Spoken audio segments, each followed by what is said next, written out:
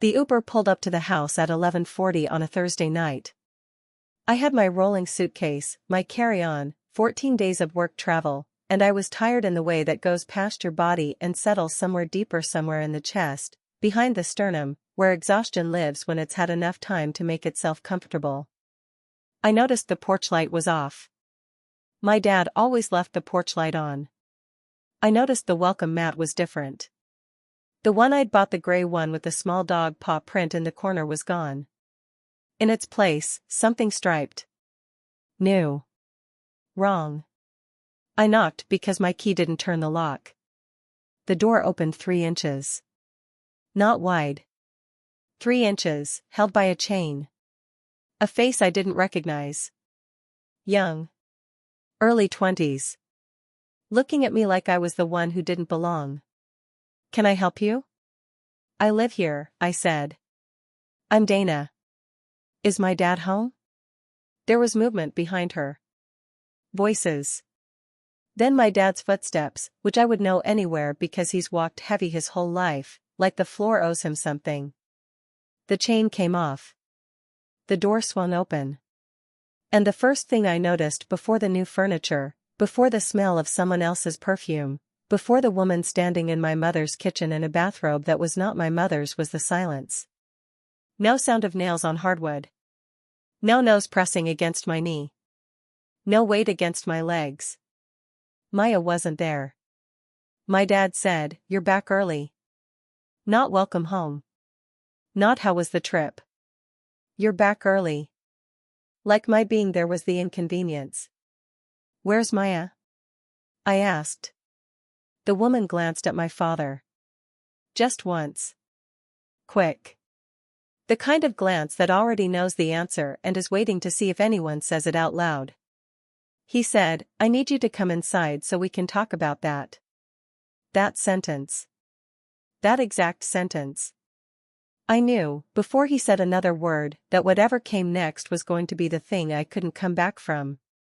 Maya was a 4-year-old golden retriever mix with one ear that never quite stood up straight. She'd had it since she was a puppy, that left ear, permanently folded at the tip like a page someone had dog-eared and then changed their mind about. She was 62 pounds, honey-colored, and she had a habit of sitting on your feet when she sensed you were sad, like she understood that the problem with grief is that it makes you feel untethered, and she was just offering herself as ballast. She had been my mother's dog first.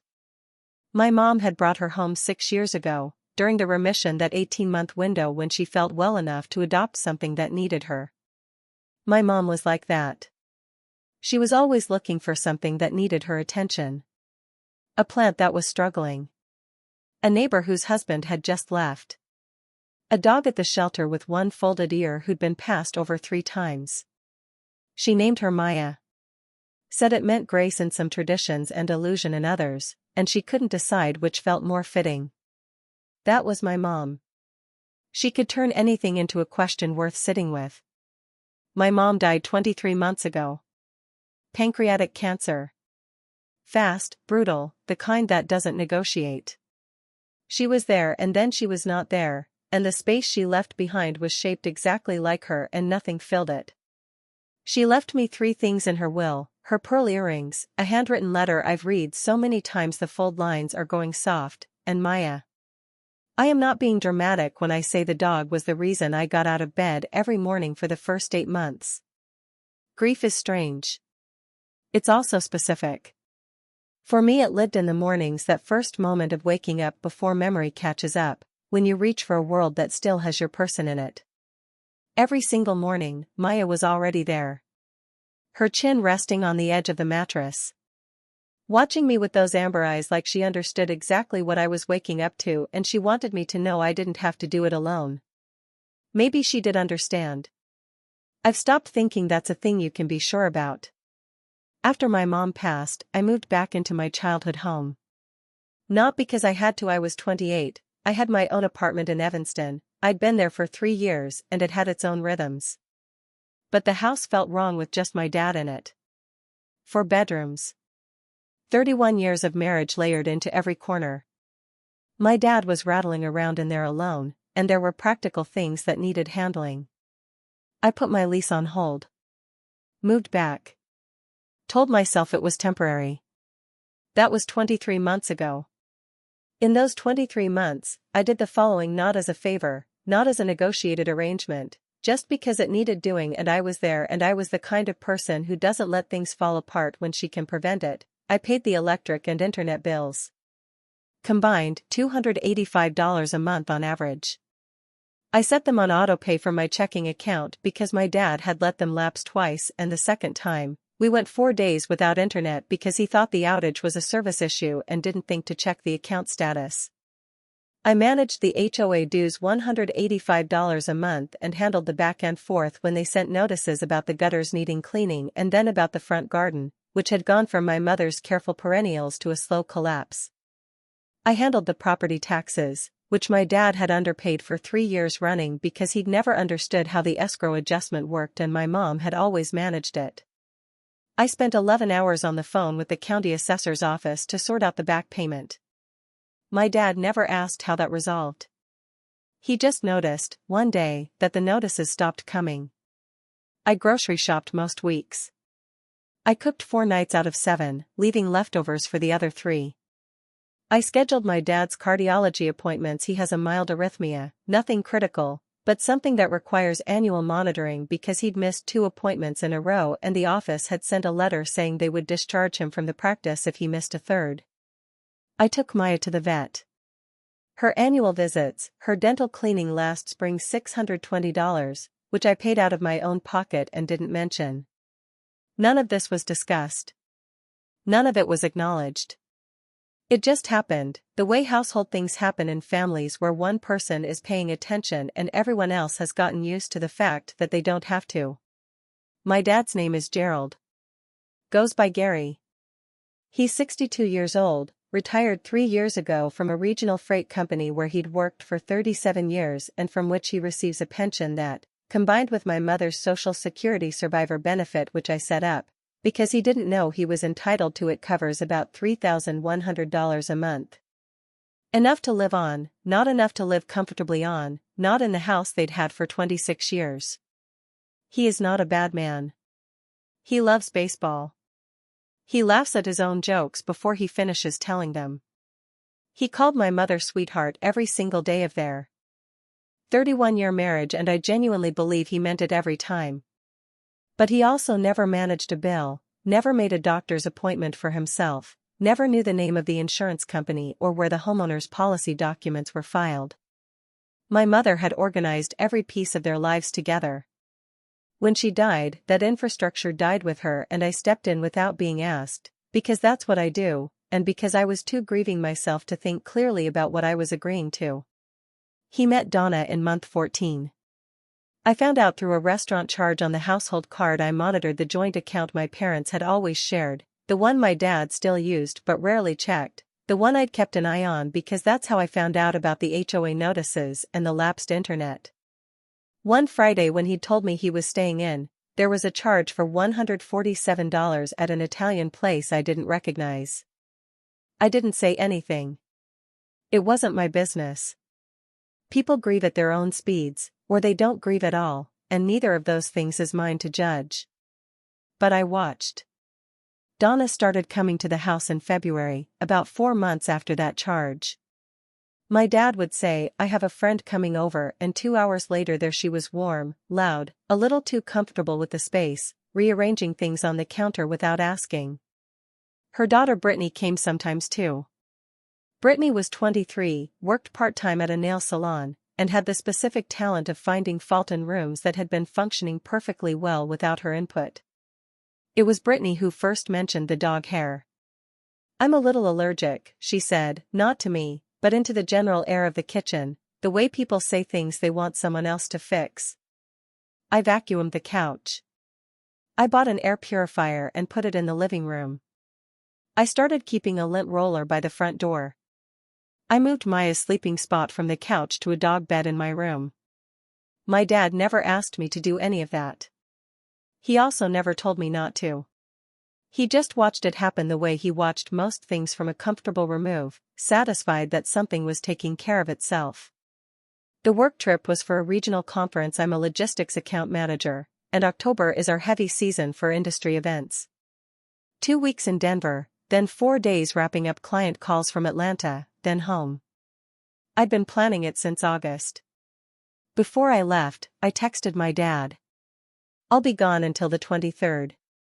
Can you feed Maya twice a day?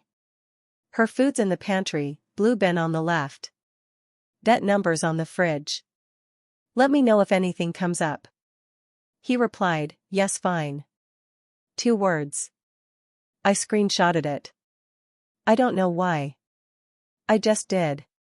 The first week, I checked in 3 times. Once to ask how Maya was doing, he said fine. Once to ask if she'd been eating okay, he said yeah. Once I sent him a photo of her I had in my camera roll, one from last summer, her sitting in the backyard with her bad ear going sideways in the breeze the way it always did when there was wind. Miss her, I typed. He didn't respond to that one. By day 10, a feeling settled in that I couldn't explain and couldn't shake. Not a thought. Not a reason. Just a low-grade frequency, the kind of knowing that arrives in the body before the mind catches up. Women are trained to dismiss it. I've spent years trying to stop dismissing it. I called him on day 10. Voicemail. I texted. He replied 4 hours later, busy. Day 12, I texted again. Hey, can you send me a photo of Maya? Just want to see her face. He didn't reply. I called that night. No answer. I called the next morning. No answer. I texted again at noon on day 13. Dad, is everything okay? 3 hours later, everything's fine. How's work? Not a question. A deflection. That same afternoon, my cousin Renee, who lives about 15 minutes from my dad, sent me a text at 7:14 in the morning. Hey, is your dad getting remarried? I saw him and some woman at the DMV yesterday. They were changing the registration on your mom's old car. I read that text 3 times. My mother's car. A 2019 CR-V. She'd been meticulous about its service records in a folder in the glove box going back to the first oil change, organized by date. After she passed, the car had stayed in the driveway. I'd kept the insurance current through the household policy, paid from my account. Changing the registration meant transferring ownership. I typed back to Renee, I'm in Atlanta. I'll be home Thursday. I didn't say anything else because I didn't know what to say. What I knew, what I was beginning to let myself know, was that things had been happening in that house while I was away that had nothing to do with me and everything to do with me. I spent Thursday morning's closing panel of the conference not listening. I was making a mental inventory of the things I had not been told. The registration. The new furniture I'd glimpsed on a video call 6 weeks ago that my dad had explained as just rearranging. Brittany's allergies. The unanswered photo text. Busy. Fine. Fine. The specific silence of a man managing around a conversation he doesn't want to have. I knew. Somewhere under all the 2-word replies and the unanswered calls, I already knew. My Uber pulled up at 11:40. The porch light was off. The mat was wrong. My key didn't turn the lock. And when the door opened 3 inches when a young woman I'd never met looked at me like I was the inconvenience when I stepped inside, and my dad said you're back early, and the house smelled like someone else's candles and the couch cushions had been rearranged and there were shoes by the door that weren't mine, the silence told me everything. No nails on hardwood. Where's Maya? I asked. And my father's face did something I'd only seen once before the afternoon they told us the biopsy came back. Not grief. Something smaller and more complicated. The specific expression of a man who has done something he cannot undo and is only now, in this moment, beginning to understand what that means. Come inside, he said. I need you to sit down. I sat at the kitchen table, my mother's kitchen table, the one with the scratch on the left corner from when we moved it in 20 years ago, and I waited. He sat across from me. Donna had gone somewhere. Brittany too. Just the two of us and the unfamiliar candle smell and the place where Maya should have been pressing her chin against my knee. I gave her away, he said. 2 weeks ago. While you were gone. He kept talking. Something about Brittany's allergies. Something about how it wasn't practical. Something about how he'd found her a good home, a family with a yard, a couple from the church, they had kids, she'd be happy. He kept talking and I sat very still and I counted the scratches on the kitchen table and I did not cry and I did not scream and I did not say a single word until he was finished. Then I said, she was mine. He said, I know. But she was mine, I said again. Mom left her to me. She is the last thing I have of Mom. He said, you're not home enough to take care of a dog properly. He said, I'm sorry you're upset. He said, I thought you'd understand. I sat with that for a moment. I thought you'd understand. I stood up. I picked up my carry-on from the entryway. I walked to the door. Dana, he said. Where are you going? I'm going to go figure out where Maya is, I said. And then I'm going to figure out where I'm going to sleep tonight, since it's not here. This is your home. I looked back at him once. At the man who had let me pay his bills and manage his appointments and grieve quietly in the background of his new life. At the man who had given away the last living thing my mother had loved and left me and expected me to understand. It was, I said. And I left. In the next 11 days, my phone would collect 29 voicemails. This is what happened between the night I walked out and the morning I finally listened to them. I sat on the front step for a while. Not because I didn't have anywhere to go. Because I needed 60 seconds to be still before I made any decision, and the step was there, and the air was cold, and cold is clarifying in a way that nothing else is. My dad opened the door behind me. I heard the handle turn before I heard his voice. You don't have to leave tonight. I know, I said. It's almost midnight. I know that too. He stood in the doorway. I could feel him behind me the way you feel whether the specific pressure of a person who wants to say something and doesn't know how to say it and is hoping proximity will do the work for them. Dana. What's the family's name? I asked. The church people. The ones you gave her to. A pause. The Hendersons. First names. Doug and Carol. Do you have a number? Another pause, longer. I can try to find it. Please do that, I said. Tonight. He went back inside. I sat on the step and looked at the neighborhood, the streetlight at the corner, the Kowalski house across the street with the Christmas lights still up in October because Mr. Kowalski put them up in September and takes them down in April and has done it that way for 15 years. My mother used to love that. She'd point them out every time we drove past after September 1st like she was being shown something new. My dad came back with a post-it note. He held it out over my shoulder. I took it without turning around. Doug and Carol Henderson. A phone number. A street address less than 2 miles away. They have a yard, my dad said. Big one. She'll be happy there. She was happy here, I said. She was happy with me. You're never here, Dana. That's the problem. I stood up. Turned around. Looked at him in the doorframe of the house I'd been running for 23 months.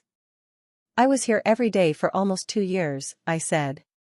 I was here managing your bills and your appointments and your paperwork while you were building a new life with someone else.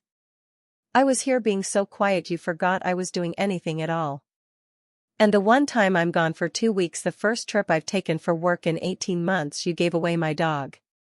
The dog my mother left me. Because someone else was uncomfortable. He opened his mouth. I kept going, not loudly, just clearly. You didn't call me. You didn't text me to ask. You didn't say, Dana, this is something I'm thinking about doing, what do you think? You just did it. Because it was easier for you than having a conversation. Brittany has a real allergy. Brittany is not your daughter. I am. I let that sit for a second. And you gave my dog to strangers. He said, and this is the part one keep coming back to, the part one have replayed more times than I can count. He said, I didn't think you'd be this upset. That sentence. That exact sentence. Not, I was wrong. Not, I should have asked. I didn't think you'd be this upset. Like the problem was my reaction. Like the metric for whether something was hurtful was whether he'd predicted it correctly in advance. I had nothing to say to that. There was nothing to say. You cannot argue with a person who has made your feelings the variable and their expectations the constant. I'll be back for my things this week, I said. I need the post-it to be a real number. If it's not, I'll go through the church directory. Dana, good night, Dad. I walked to the end of the driveway. Called a rideshare. Stood at the curb and did not look back at the house until the car was in front of me, and then I only looked back once just to see the light in the kitchen, the shape of my father through the window, standing very still. The car took me to my friend Keisha's apartment on the north side. I'd texted her from the step. She'd said, come now, I'll be up, which is one of those things a person says that tells you everything you need to know about who they are. I rang her buzzer at 12:24 in the morning. She opened the door and looked at me at my rolling suitcase and my carry-on and my face, and she said, what did he do? I told her. She didn't say anything for a long time. Then she said, we're going to get Maya back. But first you need to sleep, and then tomorrow we're going to figure out how. I slept for 11 hours. The first time I'd slept that long in 2 years. In the morning, I called Doug and Carol Henderson. Carol answered. She had a kind voice, uncertain at the edges, like a person who suspects a conversation is going to be uncomfortable and is bracing for it with good manners. I introduced myself. Explained who I was. Explained that Maya had been left to me by my mother, in writing, as part of her estate. Explained that I had not authorized the transfer. Explained that I wanted her back. There was a long silence on Carol's end. Oh, honey, she said. Your father told us you didn't want her anymore. He said you were moving, that you couldn't take care of her. There it was.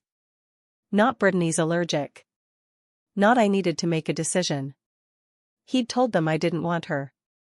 That's not true, I said. I believe you, Carol said quietly. She paused. She's been here 5 days. Our grandchildren, they've already named her Sunny. I closed my eyes. I have the original documentation, I said, keeping my voice even. My mother's will, veterinary records and my name, her microchip registration, which is registered to me and always has been. I'd like to work this out without involving anyone official. But I do need her back. Another pause. Then, can you give us until the weekend? I need to talk to Doug. And I need to explain to the grandchildren. Her voice cracked, just slightly. I'm so sorry this happened to you. Your father never said he didn't tell us the truth about this. No, I said. He didn't tell a lot of people the truth about a lot of things. Carol Henderson called me back on Saturday. She said, bring the documentation, come Sunday afternoon, she'd have Maya ready. She said her grandchildren were upset, but she was more upset about what had been done to me, and she believed in doing the right thing. I said, thank you. Genuinely. She said, don't thank me. I'm just fixing a mistake I shouldn't have been put in the position to fix. I want to be precise about what happened in the days between leaving the house and getting Maya back, because this is the part that matters. This is the part my father still doesn't fully understand, even now. I stopped. Not dramatically. Not all at once, like pulling a plug. Just quietly, methodically, I stopped doing the things I had been doing. The things no one had asked me to start and no one had noticed me doing. On Friday morning, I logged into the utility company portal and changed the autopay bank account from my checking account to the account my dad had always technically owned. His name was already on both bills. My mother had set it up that way, and I'd kept it that way out of convenience. I removed my payment information. Left his. His account didn't have autopay enabled. I knew that. I didn't enable it for him. On Friday afternoon, I logged into the HOA portal. Same thing. Removed my payment details. Left his name on the account. On Friday evening, I opened the calendar application I'd been using to manage his medical appointments. 3 upcoming: a cardiology check in 17 days, a routine blood work in 3 weeks, an eye appointment in 6 weeks. I had been the one receiving the reminder calls, the confirmation texts, the appointment summaries. I updated the contact email and phone number to his. He doesn't check email. I knew that too. I updated the insurance portal. The pharmacy auto refill for his blood pressure medication, which I had been managing for 8 months, went back to his contact information. I canceled my forwarding setup on the HOA correspondence. I removed myself from the property management notification list. Each thing took about 4 minutes. None of them felt like revenge. They felt like stopping. Like simply removing my hands from something I'd been holding up and letting it rest on its own foundation, for better or worse. On Sunday, I drove to the Henderson house and I got Maya. She came through their front door and stopped dead when she saw me. That full body freeze a dog does when they see someone they love and their nervous system hasn't caught up with their eyes yet. And then she closed the distance between us in approximately 2 seconds, and I went down to my knees on the Hendersons' front walk and I buried my face in her neck, and I let the 2 weeks and the 14 days of travel and the post-it note and my father's voice saying I didn't think you'd be this upset, I let all of it go into her fur, and I did not care at all that the Hendersons were watching from the doorway. Carol Henderson put her hand on my shoulder briefly as I was leaving. She didn't say anything. She just did it. That was enough. The first sign was the voicemail on day 3. I was at Keisha's apartment. Maya was asleep on the floor next to the couch. I was working through my laptop. I'd borrowed a phone charger, handled my work email, acted like a person whose life had not just quietly rearranged itself. My dad called at 2:17 in the afternoon. I watched the phone ring. Let it go to voicemail. He said, "Dana. It's Dad. I think there's something wrong with the electric bill. I got an email that a payment failed. Can you check on that?" He didn't say he was sorry. He didn't ask how I was. He asked me to check on the electric bill. I did not check on the electric bill. Voicemail 2 came that same night. 8:43 p.m. Dana. It's me again. The internet went out. I think it's connected to the billing thing. Can you call me back?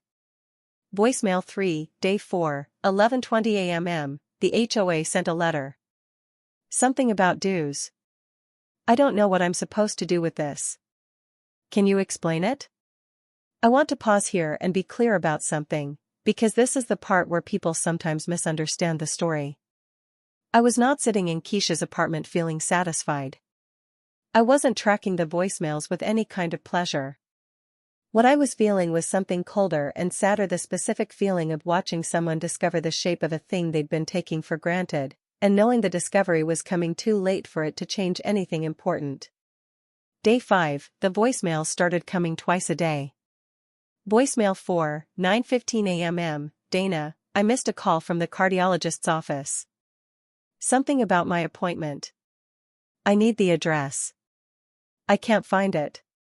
Voicemail 5, 4:30 p.m. Donna is asking about the homeowner's insurance. We can't find the policy documents. Your mother used to keep them somewhere. The we landed like a stone. We can't find. We are asking. The same we that had been rearranging my mother's furniture and sleeping in my mother's house and quietly installing itself into every space my mother had occupied. Voicemail 6. Day 6. 7:12 a.m. Dana, I need you to call me back. I don't understand the property tax thing. There's a notice that says we're past due and I don't know what they're talking about. I thought you handled this. The voice was different now. The first few had been businesslike, almost irritated, the voice of a man who expects people to respond to him. Voicemail 6 was something else. Smaller. The specific register of a person who has begun to understand the size of what they don't know. I thought you handled this. Yes. I did. Day 7, my Aunt Sheila called my dad's older sister, who lives in Rockford and talks to my dad twice a week. She said, "Dana, honey, your dad called me. He seems very overwhelmed. Is everything okay?" I moved out, I told her. Dad gave my dog away. Silence. Then, Dana. Maya? The dog your mother left you? Yes. Another silence. Oh, Gary, she said, under her breath, like she was having a separate and older conversation with her brother that had nothing to do with me. I'll talk to him. It's okay, Sheila. It's not your problem. It's a family problem. Sure, I said. But I'm not available to solve it right now. She didn't push. She said she loved me. I said I loved her too. Day 8. Donna called. She had my number from somewhere, probably my dad's phone, probably scrolled through until she found it, which told me how serious things had gotten because Donna had never reached out to me directly. She said, "Dana, I think there may have been a misunderstanding." I said, "There wasn't." She said, "Gary is really struggling. He doesn't know how to handle any of the household." I know, I said. I'm the one who handled it. A pause. Could you maybe just walk him through some of it?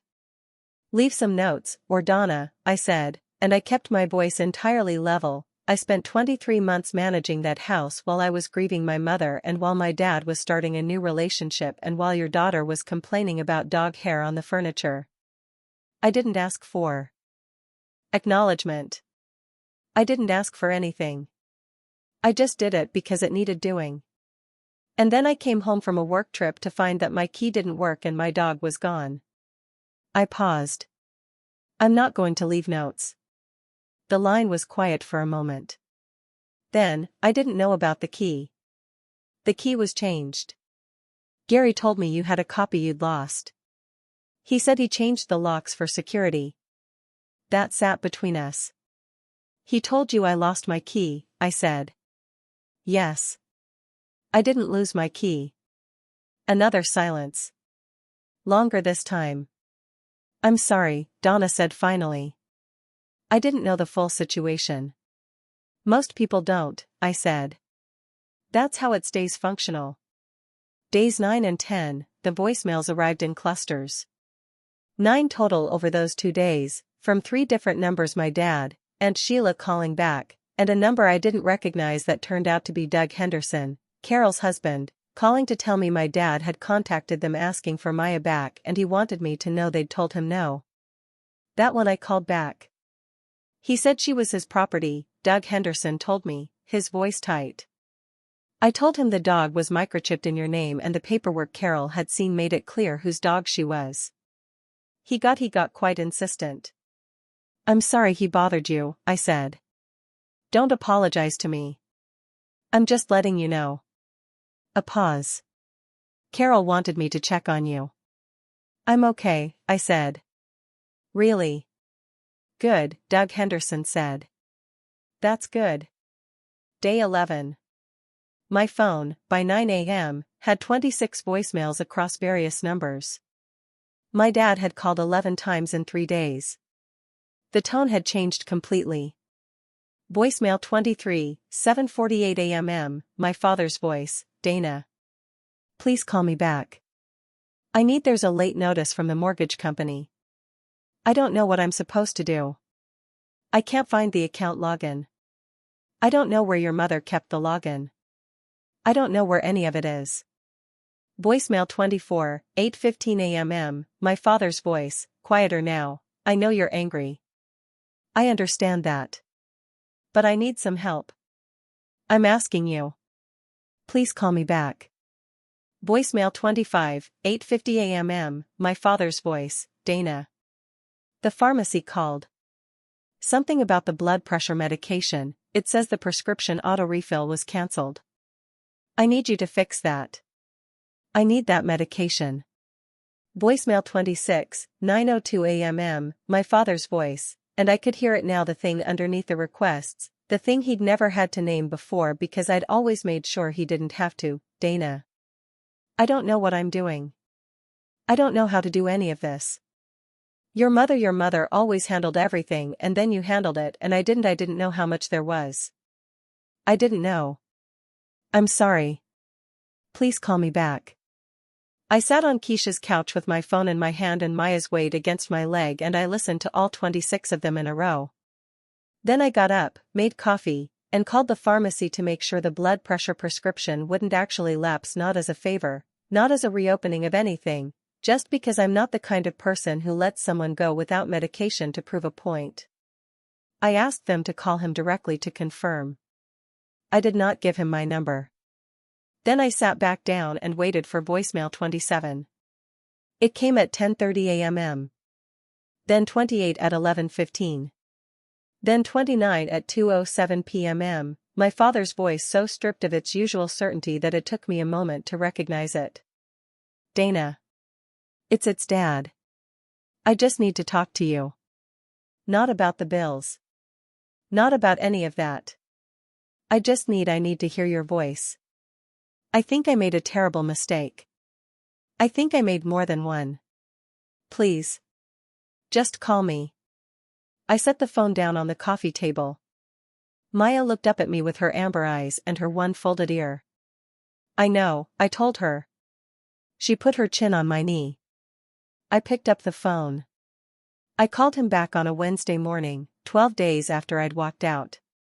He picked up on the first ring. Neither of us said anything for a moment. Just the sound of two people on either end of a phone line that had gone quiet for too long. Hi, Dad. Dana. His voice broke on just that one word. 2 syllables. Just my name. Thank you for calling. I'm not calling to fix the bills, I said. I want you to know that up front. That's not what this is. I know.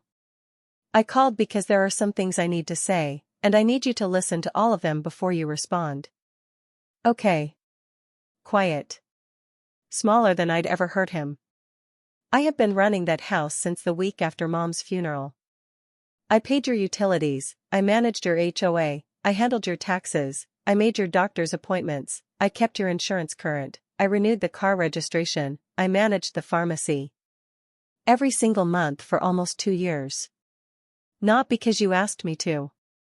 Because it needed to be done, and I was there and I knew how, and I didn't want things to fall apart around you while you were grieving. I let that sit. I didn't ask you for anything in return. I didn't ask for acknowledgement or rent reduction or even a thank you. I just did it because that's who I am and because I loved Mom and you were her person and I wanted to take care of what she cared about. Dana, I'm not finished. He went quiet. You gave away the last living thing my mother loved. Without asking me. Without calling me. You did it because it was convenient for you, and then you told the people you gave her to that I didn't want her anymore.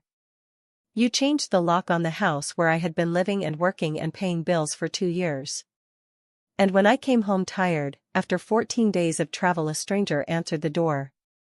I heard him exhale. Long and unsteady. Those are facts, Dad. I'm not telling you how to feel about them. I'm just telling you that I know what happened and I need you to know that I know. You're right, he said. All of it. You're right. That surprised me.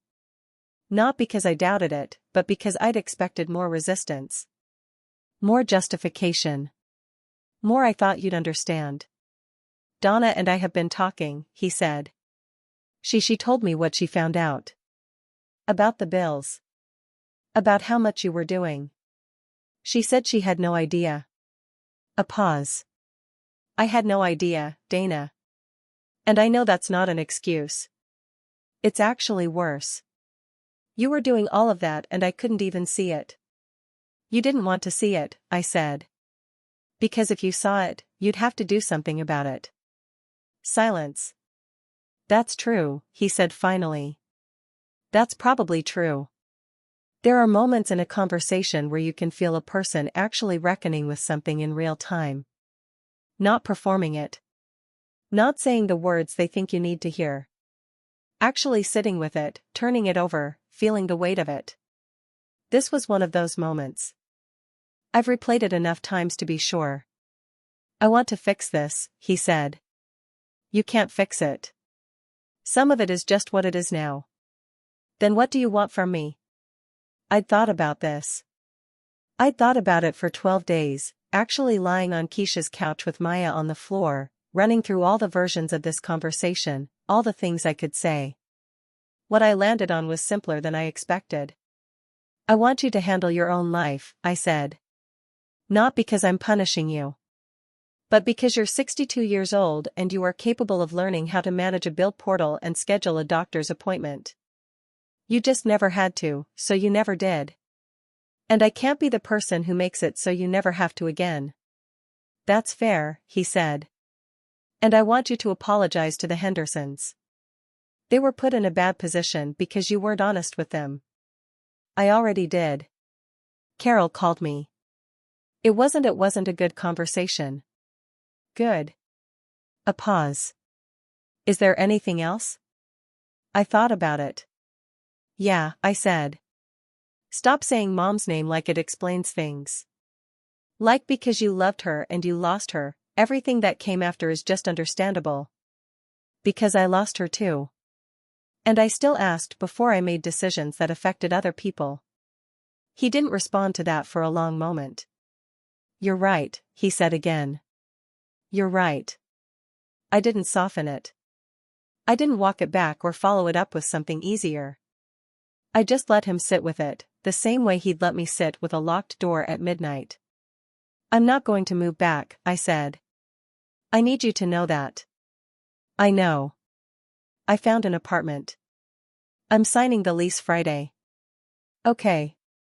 His voice was thin. Is it a good place? It's a good place. Does it allow dogs? Something shifted in my chest. Not enough to undo anything. But enough to notice. It does, I said. That was non-negotiable. He made a sound that might have been a laugh and might have been something else. That sounds like your mother. Yeah, I said. It does. We stayed on the line for another minute, neither of us talking. Just existing on either end of something that had changed shape and hadn't yet found its new form. I'd like to see you sometime, he said. When you're ready. No agenda. Just see you. Maybe, I said. When I'm ready. Okay. A pause. Dana. I'm sorry. I'm sorry I gave her away. I'm sorry I changed the lock. I'm sorry I said I didn't think you'd be upset. That was a terrible thing to say. I know you're sorry, I said. And I did. That's the complicated part. I believed him. I believed he meant it. I also knew that meaning it and having done it were two separate things that would both always be true at the same time. Goodbye, Dad. Goodbye, sweetheart. That last word. I hadn't expected it. It was my mother's word, the word my father had used for her every day for 31 years, and hearing him use it for me, for the first time in my memory, did something I hadn't prepared for. I held it together until I hung up. Then I set the phone down, and Maya climbed up onto the couch beside me, which she's not technically supposed to do on Keisha's furniture, and I let her, and I held her ear, the folded one, between my fingers the way I always do when I need to feel something real.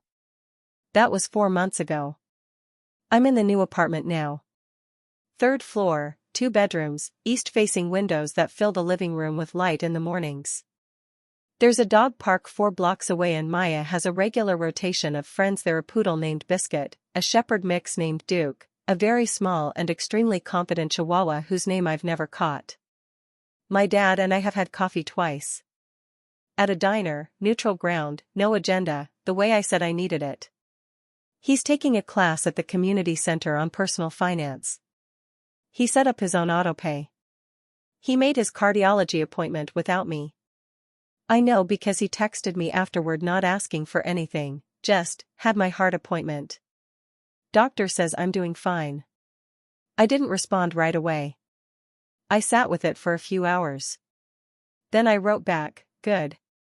I'm glad. That's where we are. Not repaired. Not destroyed. Just honest. Honest in a way we weren't before, which is maybe the only foundation that ever holds. I think about what my mother would say about all of it. I think she'd say something that turned it into a question worth sitting with. She was like that. What I know is this: I spent almost 2 years making myself invisible so that someone else could be comfortable. And the thing about invisibility is that it doesn't protect you. It just makes it easier for people to forget you're there. I'm not invisible anymore. Maya is asleep across my feet as I type this. Her ear is folded. The morning light is coming through the windows. I'm taking up exactly as much space as I need. That's enough. That's more than enough. That's everything. If you watched this far, you already know this story hit different. If you want more stories like this one, real ones, the kind people are afraid to tell, they're on your screen right now. Hit subscribe so you don't miss the next one. I'll see you there.